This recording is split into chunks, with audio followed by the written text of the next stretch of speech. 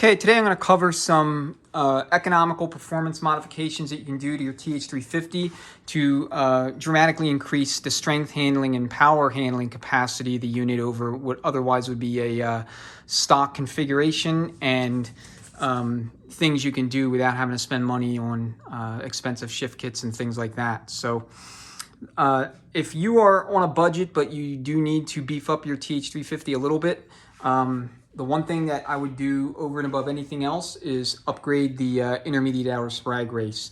It is by far the weakest link in these transmissions. It frequently breaks under any kind of power or any kind of RPM, and and the reason for that is the factory actually hardened those things a little bit too much, causing them to be, overly brittle. So one option that's fairly inexpensive is the Sonex 357 23 HDO2. It is a strengthened heavy-duty race that I've used in builds, upwards of 450 horsepower and, all kind of different applications, mostly street-driven, but that have seen some time on the track, and I have yet to have one come back because of a failure there. There are many others that are even more expensive than that. Most of them actually have a kind of darkened appearance where, the whole surface is either like a dark kind of charcoal gray. So that's probably the easiest way to identify them. And, prices range anywhere from like 80, 90 bucks upwards of over 200. But, like I said, if you're going to do any one thing, and that's the only the only thing you can do in terms of what your budget allows for, it would be that. It would be upgrading the intermediate outer race. Second thing I will recommend folks do is retro a late 700R4 or 4L60E center support so that you can run the 4L60E low roller clutch. This is another common failure point in these transmissions.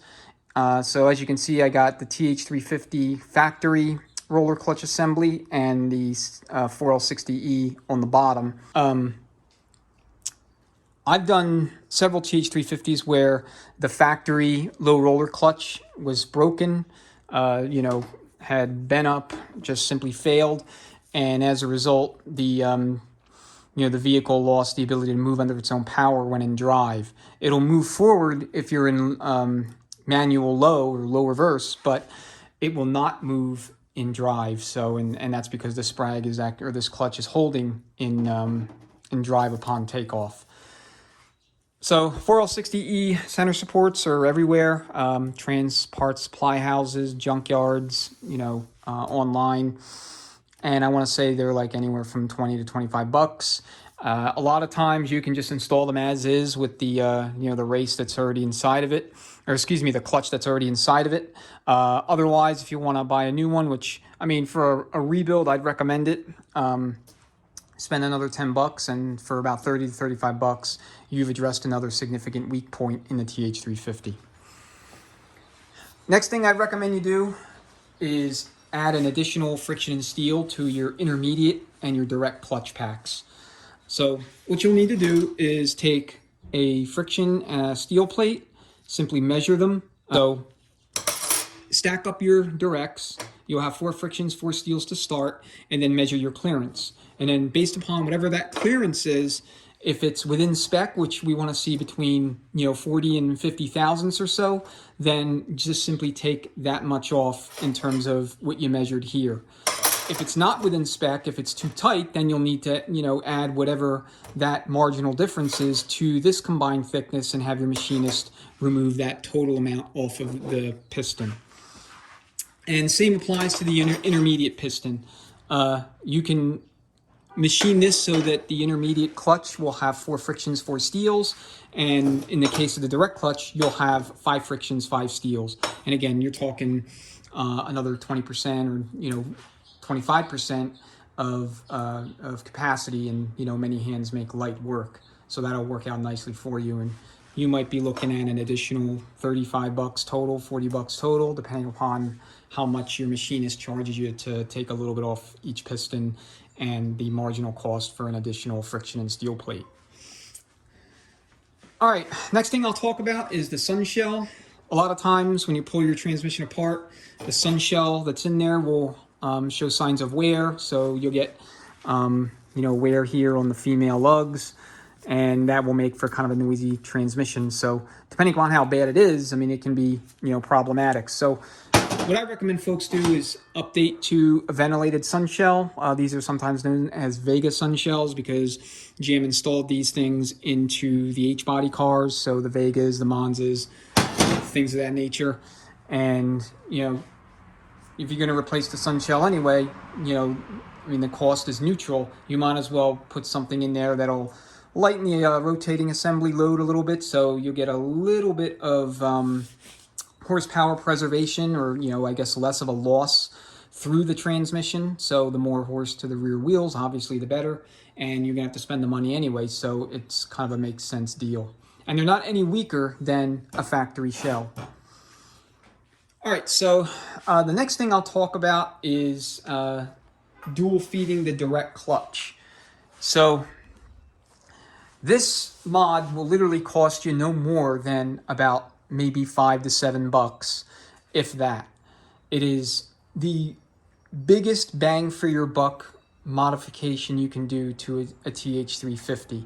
And what it does is it sends apply fluid to the entire apply piston when you're in third gear.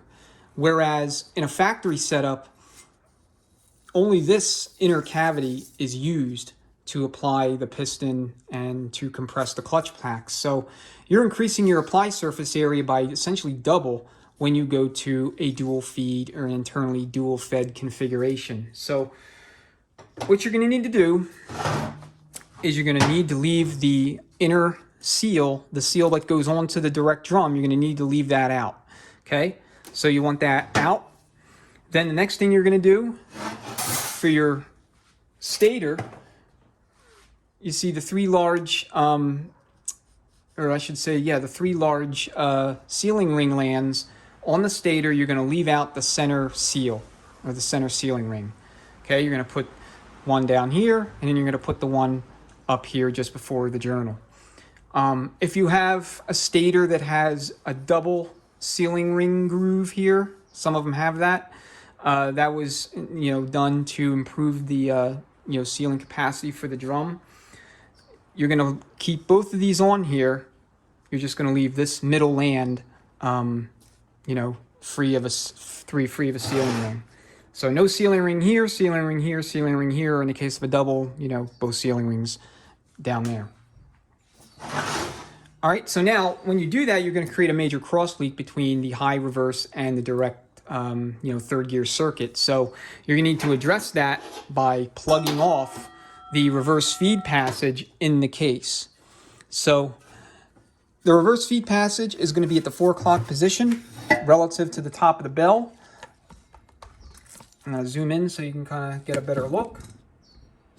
So what you notice here is I've taken a 3/8 16 tap and I've threaded this port for a set screw. Set screw takes a 3/16 Allen head, so you want to run your tap all the way down. You don't need to drill, you just need to tap it. I simply used a good size ratchet, something medium length, 3-inch extension, a 9mm what they call multi-socket to hold the tap, and then I just got it as straight as I could. You want to be straight up and down to the best of your ability, and then slowly work the tap in to thread out that port. And then once you've done that, go ahead and test fit your set screw. Make sure it goes below the deck. So again, you want to make sure that it's below flush. You can see we have it kind of countersunk below the deck surface of where the pump and the pump gasket goes. So that will ensure that you have no major cross leaks between those two circuits, and that you'll be able to feed that apply piston in reverse as well as third gear. So what you're going to do is you're going to couple that modification and with check ball configurations and separator plate hole size changes. The TH350 only needs one check ball to operate in forward automatic pattern correctly, and that is the modulator check ball. So you're going to take this one check ball, it's 1/4 inch Torlon check ball. I mean, you could use steel too, it doesn't matter, and you're going to put it right here. Okay, so here's the case. This is where the modulator check ball goes. Now you have your 1-2 check ball, your 2-3 check ball, your reverse check ball, and I'm always losing track of where that goes, but reverse check ball. And then in this particular case, this is out of a TH350C. In other words, it took a locking converter. You have a lockup check ball up here. Leave all those out. And if you're wondering how to convert a TH350C to a non-locking application, you can check out my video on that where I go through all the different things that you need to do there,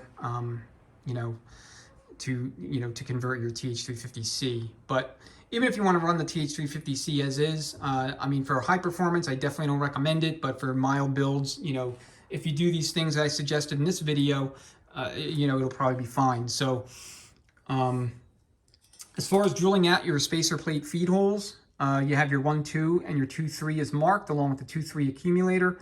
You can do any number of things depending upon your converter stall speed, application, desired shift quality and firmness. If you have no idea where to start, what I'd recommend you do is install the one check ball at the modulator location and then leave these hole sizes as they are. Okay. And then you'll see if you need to increase the firmness by drilling them out. It's obviously a lot easier to remove material than to add it back in, at least when it comes to drilling stuff. So, I'd recommend you kind of start conservative and then work your way up so that, you get it exactly right. I mean, every vehicle is somewhat unique in terms of tuning and, shift quality. And you also have to consider, what you want to do with the shift points. So that means modifying the governor as you need to with the different springs and weights and such to get everything working optimally for you. But anyway, you do these modifications, it's not going to cost you an arm and a leg, and you probably get about 450, 475 horsepower of handling in terms of power handling capacity before you have to start spending really big money on major upgrades such as billet, high performance direct drums, forward drums, billet shafts, and anything else. The one thing that you won't have to do is spend money on a high performance shift kit. Shift kits are fine for healthy transmissions already in their respective vehicles where you'd like to dual feed to get a little bit more strength handling capacity out of the direct clutch. And most of the high performance shift kits for the TH350 include provisions for dual feeding your direct clutch, either through the spacer plate that they provide, or they have detailed instructions on, modifications you can do to yours. But, there's certain parts that you have to install, in conjunction with those mods, otherwise it won't work. But the one I'm most familiar with is the Transgo 1 and 2. It uses what's called a transfer plate to transfer fluid, to the direct clutch piston, both sides of it or both surfaces during, when you're in forward pattern in third gear. But if you have the trans all apart on the bench, torn down completely, there's really no point, in my opinion, no point buying a shift kit, spending money on that when you could spend money on, a good solid intermediate outer sprag race along with center support, and then a little bit of machine work on the pistons so you can add additional frictions and steels, and then just dual feeding the direct clutch as I described. I mean, that's going to get you where you need to be before you get to the point where you're putting out so much power you need billet parts, because that's really the only difference, billet or no billet. The only other thing I'll suggest is if you have a boost valve that's worn out, you may want to consider upgrading your boost valve to something like a Sonex or something similar. Comes with a spring for the pressure regulator valve, give you a linear increase in line pressure, and the boost valve is oversized, so it'll give you more boost pressure than a factory boost valve would when you need it. So in other words, you're not getting back-breaking shifts, at part throttle when you're just trying to move the thing, you know, out of the driveway or around on a parking lot. But the shifts will be nice and crisp, and you'll get maximum line rise when you're shifting and moving at wide open throttles. So I think that'll do it. If you have any questions or comments, please go ahead and leave them. I will get back to them as soon as I can. Otherwise, I really appreciate your time and thank you for watching.